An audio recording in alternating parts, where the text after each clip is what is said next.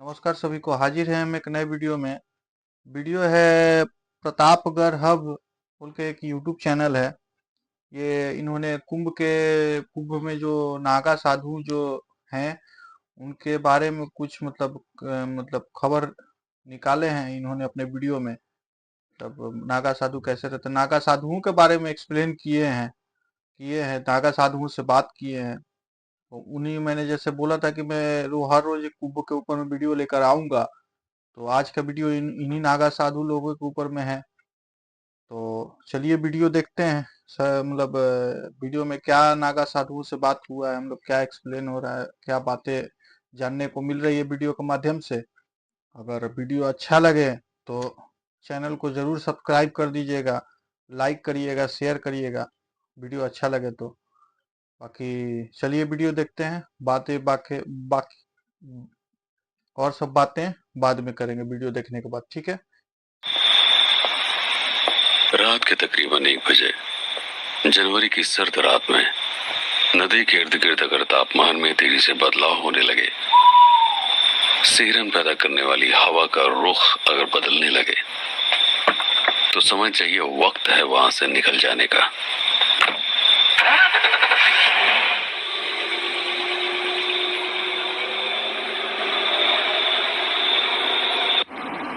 क्योंकि धुंध और कोहरे के घने बादल किसी भी वक्त अपने पांव पसार सकते हैं।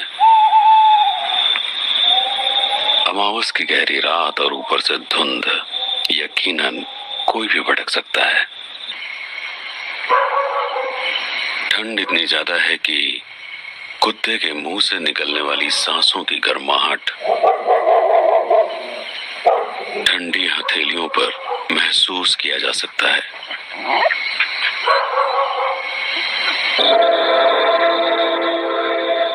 इंटेलिजेंस को खबर मिली थी कि कुछ आतंकवादी मेले में घुसकर ब्लास्ट कर सकते हैं, इसलिए आने जाने वाली सभी गाड़ियों को बारीकी से चेक किया जा रहा था।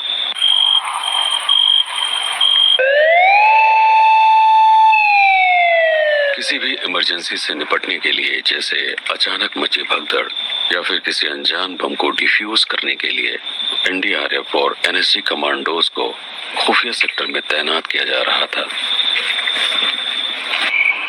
इंटेलिजेंस ब्यूरो यानी आईबी को यह खबर मिली थी कि आतंकवादी नागा साधु का वेश बदलकर महाकुंभ में उत्पात मचा सकते हैं, इसलिए सभी अखाड़ों की सुरक्षा बढ़ा दी गई थी।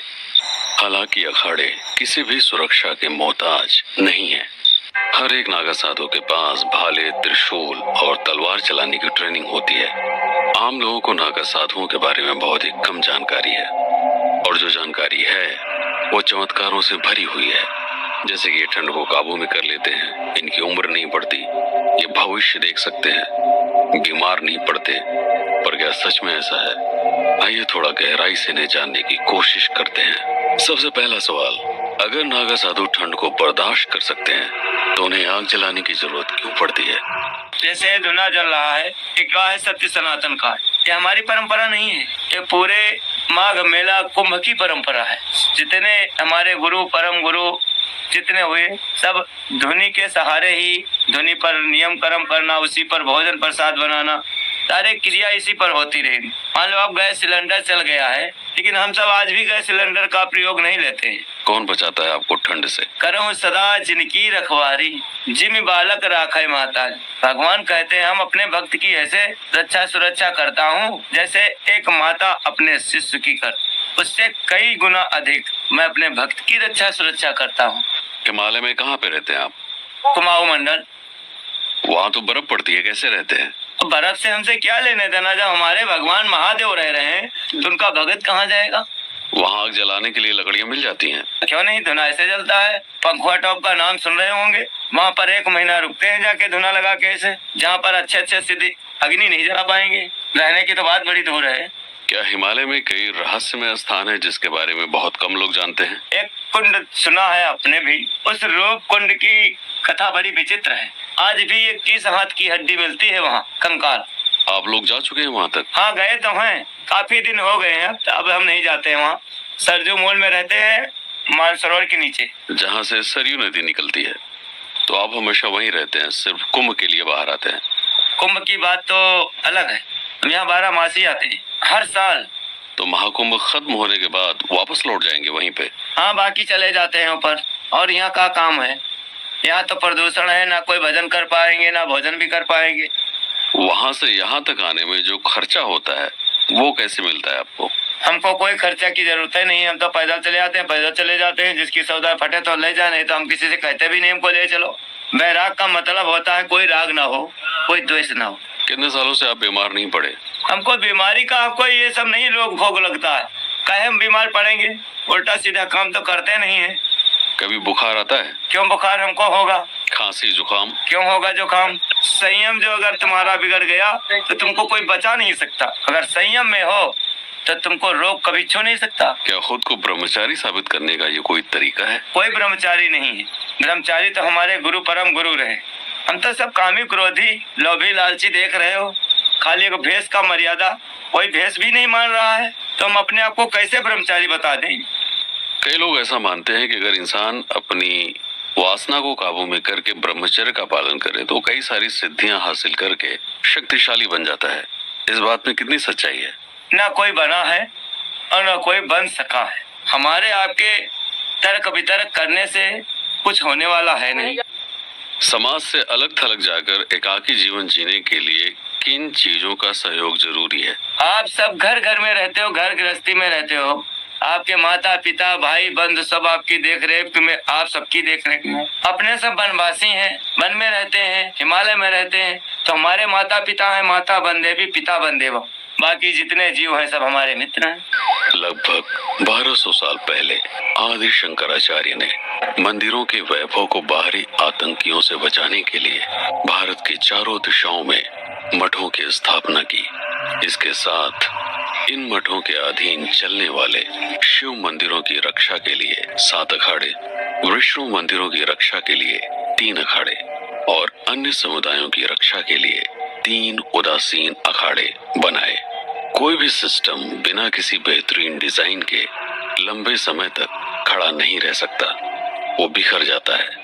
अखाड़े आज भी मौजूद हैं, तो बुनियादी सवाल ये उठता है कि इनके अंदर की संरचना क्या है, लोग किन किन पदों पर काम करते हैं।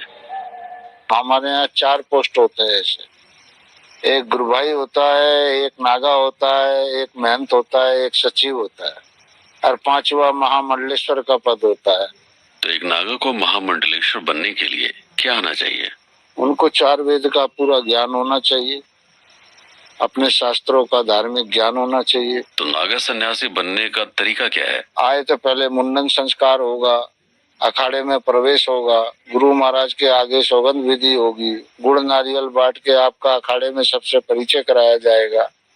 फिर उसके उपरांत एक कुंभ से दूसरे कुंभ तक उसको महापुरुष रखा जाएगा। उसके पश्चात दूसरा कुंभ जब आएगा तो उसमें उसकी नागा दीक्षा संस्कार वगैरह किया जाता, उसको पूर्ण नागा बनाया जाता। तो क्या कुंभ लगने के पीछे एक कारण ये भी हो सकता है कि लोगों को दीक्षा देकर नागा साधु बनने के लिए प्रेरित किया जाए? नहीं, कुंभ तो आज से तो नहीं ना, अनादि से 2000 वर्ष से कुंभ बस रहा है। ये तो नागा कोई अपनी सुरक्षा की बात है, साधु बनना था, कोई किसी को जबरदस्ती नहीं बनाया जाता। ये तो वैराग्य से आपका भाव है, आत्मा आपका जागृत हुआ, वैराग्य जागृत हुआ, आप किसी गुरु से मिले तो गुरु ने आपको सही श्रेणी पे लगाया तो उसका कर्म है गुरु का। नागा बन के कोई देश के विकास में क्या योगदान देता है?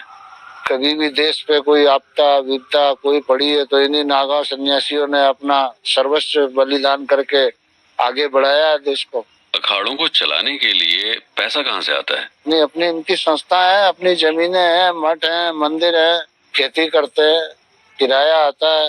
तो नागा साधुओं का प्रमोशन कैसे होता है? ये अखाड़े की कमेटी सचिव लोग हैं, बैठते हैं, महंत लोग बैठते हैं, निश्चय किया जाता है अखाड़ों में कुंभों में नागाओं का, क्योंकि रहते तो अखाड़े के अंतर्गत ही है सभी नागा लोग। किसका कैसा काम है, कौन किस धर्म के प्रति है, क्या उसकी भावना है, क्या उसकी लगन है, क्या उसकी चेष्टा है, उसके हिसाब से उसको पद नियुक्त किया जाता है। और इसमें ब्रह्मचर्य की क्या भूमिका है? ब्रह्मचर्य की तो 12 वर्ष की भूमिका है, 12 वर्ष ब्रह्मचर्य पूरा निभाना पड़ेगा। तो नागा सैनिक बनने के लिए ब्रह्मचर्य रखना ही पड़ेगा। रखेगा तभी तो बलवान बनेगा, वीर बनेगा, पुष्ट बनेगा, धैर्यवान बनेगा, शक्तिवान बनेगा, तभी तो कुछ काम करेगा। जब वीर्य नष्ट हो जाएगा तो रहेगा क्या वो। तो नागा साधु बनने के बाद प्रशिक्षण भी दिया जाता है। प्रशिक्षण अखाड़ों के होते हैं। अपने स्वरूप से तो अपनी सेना को सभी तैयार करते हैं ना, सरकार भी तो तैयार करती है अपनी सेना को। तो ऐसे ये नागा फौज है, ये धर्म की फौज है, ये बहुत सम्राट फौज है। क्या अखाड़े भूत प्रेतों को मानते हैं? ये भूत प्रेत वाली हमारे यहाँ नहीं आती। हमारे यहाँ तो सब सात्विक वैदिक कर्मकांड, पूजा पाठ इत्यादि अनुष्ठान, देवी भागवत, विष्णु भागवत, शिव भागवत, रामायण, गीता, इसके ऊपर अध्ययन चलता है। नागा साधु जब अकेले जीते हैं तो खाने पीने का जुगाड़ कैसे करते हैं? तो नागा साधु जो है 7 घर ही भिक्षा मांगता है। 7 घर अगर जो उसको भिक्षा मिल गई तो ठीक है, 60वें घर वो भिक्षा नहीं मांग सकता है, फिर उसका उपास ही रहता है। तो नागा साधु साधारण भोजन करते हैं या कुछ उसमें खास होता है? कोई जलारी है, कोई फलारी है, कोई दूधाधारी है, कोई बेलपत्री खा रहा है। हमारे यहाँ एक महंत है अंदर, आज उनको 35-40 साल हो, वो बेलपत्री और दूध ही पीते हैं। तो एक ही खाना रोज खा के बीमार नहीं पड़ते? नहीं, बीमार क्यों पड़ेंगे? आयुर्वेदिक सब स्वादा हुआ है, शरीर प्रकृति के साथ अपने को ढालना है। ईश्वर की तपस्या किसको कहा गया है? फिर इन सब चीजों से घबराएंगे तो कैसे काम चलेगा? आज मैं कई ऐसे नागा साधुओं से मिला जिनको जुकाम है, खांसी है, बुखार भी है।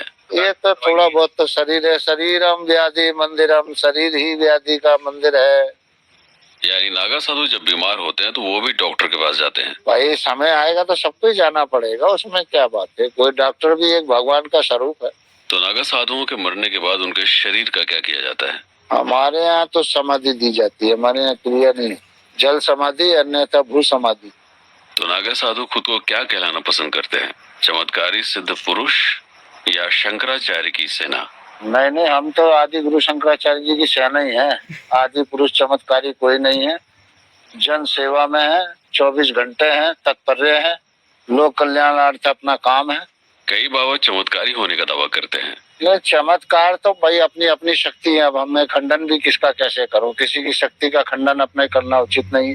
अगला किस बेस पे दावा कर रहा है ये उसकी शक्ति पे निर्भर है। तो क्या आप भी किसी सिद्धि होने का दावा करते हैं? मेरे पास तो यही सिद्धि है परमार्थ की, आओ रबड़ी खाओ और मौज उड़ाओ। अखाड़ों का काम है महामंडलेश्वर के आदेशों का पालन करना और महामंडलेश्वर के ऊपर होते हैं शंकराचार्य। सवाल ये उठता है कि आखिर एक नागा सन्यासी शंकराचार्य के आदेश पर किस हद तक जा सकते हैं? हमारे शंकराचार्य ने आदेश दे दिए जाओ पूरे संसार को सर्वनाश कर दो, तो हम पूरे संसार को सर्वनाश कर देंगे। हम आज से थोड़े, हमारे जब ये मिलिट्री हार जाएगा ना तुम्हारे भारत के, ये पुलिस हार जाएगा, तब फिर हमारा सेना चलेगा। और हमारा सेना हारना नहीं सीखा है, जीतना सीखा है। मरने के बाद आपके शरीर के साथ क्या होता है? सरकार ने जल समाधि को बंद कर दिया है, लेकिन अब थल समाधि हो गया है। क्या नागा साधु भी सुसाइड करने के बारे में सोचते हैं? मैं अपने आप से उग गया था मैंने कि जब मेरे को मरना है, और बद्रीनाथ ही किया था मरने के लिए। 6 महीना तक कुछ भी नहीं खाया, कुछ भी नहीं पिया, लेकिन मरा नहीं मैं। अखाड़े के अंदर एक नागा साधु अगर दूसरे को मार दे तो? हमारे में कोई मुकदमा ही नहीं, हमारे में फैसला हम सब साधु करते हैं। हम खुद ही का कोर्ट है, खुद ही जज है, खुद ही वकील है। कुछ ऐसा जो आप कहना चाहते हो? कुंभ मेला बहुत भव्य आनंद और दिव्य है। हम तो सभी से कहेंगे कि आइए कुंभ में स्नान कीजिए, पुण्य पावन लाभ लीजिए, और सबको शुभ शुभ आशीर्वाद है 2025 महाकुंभ में। इतने लंबे समय तक मेरे साथ अपना समय बिताने के लिए आपका बहुत बहुत धन्यवाद। सबको शुभ शुभ आशीर्वाद है। जैसा कि वीडियो का ही टाइटल था, आखिर क्या है महाकुंभ के नागा साधुओं का रहस्य। तो रहस्य के बारे में अपने जो नागा साधुओं के मतलब मुंह से ही अपने सुना, उनके बारे में विशेषताएं चाहे जो भी वो क्या उनके रहता है, उनका जीवन काल, वो क्या क्या करते हैं, वो सभी चीजें अपने आपको इस वीडियो के माध्यम से पता चला है।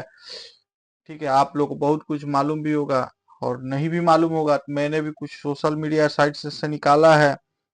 जैसे उनको नागा साधुओं को नागा साधु कैसे, कोई नॉर्मल आदमी जा रहा है नागा साधु कैसे बनता है।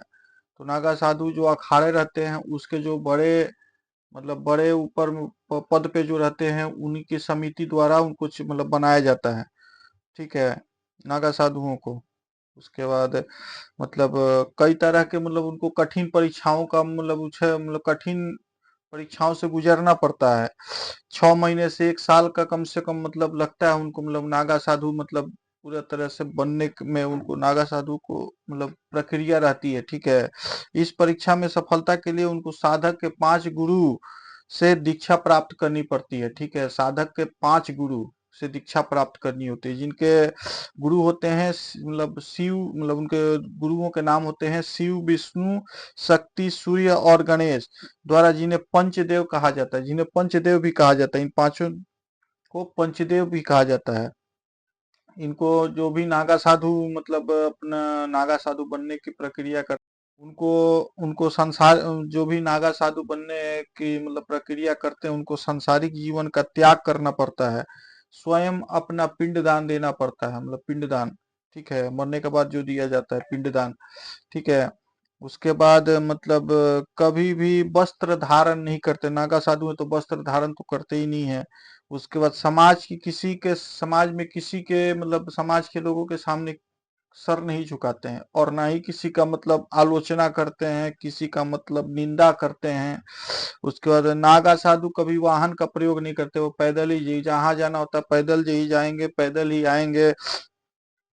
नागा साधु मतलब कुंभ के बाद अपने अखाड़ों में लौट जाते हैं। इनके ज्यादातर अखाड़े वाराणसी, प्रयागराज, ऋषिकेश, आपका उज्जैन, इन सभी जगहों पर ज्यादातर आपको मतलब इनके अखाड़े दिख जाएंगे। ठीक है, सब ऐसे ही तीर्थ स्थलों पे मतलब इनके अखाड़े मिल जाएगा आपको। शाही स्नान के बाद ये मतलब चले जाते हैं नागा साधु अपने अपने अखाड़े, मतलब जहाँ पे इनका मतलब तपस्या करते हैं, जहाँ अपना मतलब वो साधना करते हैं, वहां पे वो कुंभ के बाद नहाने के बाद अपना कुंभ शाही स्नान करने के बाद वो अपने चले जाते हैं। बाकी वीडियो तो अच्छा ही लगा आप लोग को, उम्मीद करते हैं अच्छा लगा होगा। वीडियो जैसे मैंने बोला था कि हर रोज एक कुंभ के ऊपर मैं वीडियो लेकर के आऊंगा जब तक कुंभ रहेगा। ठीक है, बाकी वीडियो अच्छा लगा हो तो चैनल को जरूर सब्सक्राइब कर दीजिएगा, बहुत मेहनत से वीडियो बनाता हूँ। लाइक कर दीजिएगा, शेयर करिएगा। ठीक है, चैनल को सब्सक्राइब जरूर करिएगा। चलिए मिलते हैं किसी नए कुंभ के वीडियो के साथ में। जय हिंद, धन्यवाद।